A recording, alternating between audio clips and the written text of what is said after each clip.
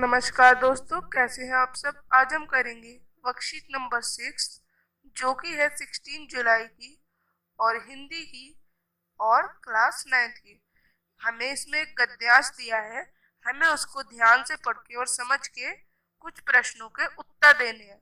लोगों को यह कहते सुना है कि एक और एक दो होते हैं, परंतु एक मुहावरा है, एक और एक 11 होते हैं।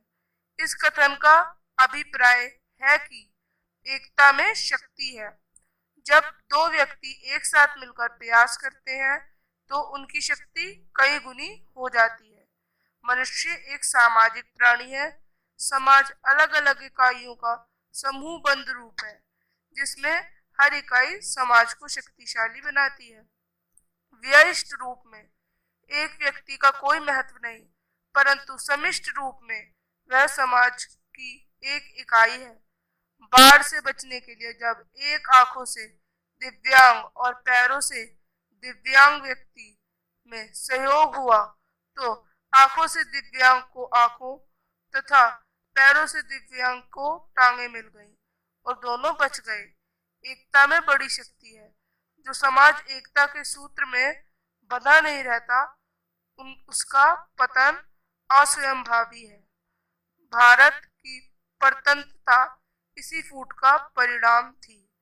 जब भारतवासियों ने मिलकर आजादी के लिए संघर्ष किया तो अंग्रेजों को यहाँ से भागना पड़ा। गणित में शून्य के प्रभाव से अंक 10 गुने हो जाते हैं, अतः समाज का हर व्यक्ति सामूहिक रूप से समाज की रीढ़ होता है। तो ये था गद्यांश। अब हमें कुछ क्वेश्चंस को डिस्कस करना है। मुहावरे के अनुसार एक और 11 क्या होते हैं।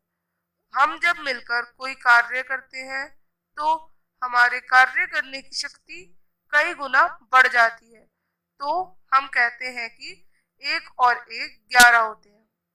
गद्यांश में आए व्यष्टि शब्द का क्या आशय है। इसका अर्थ है एक या अकेला।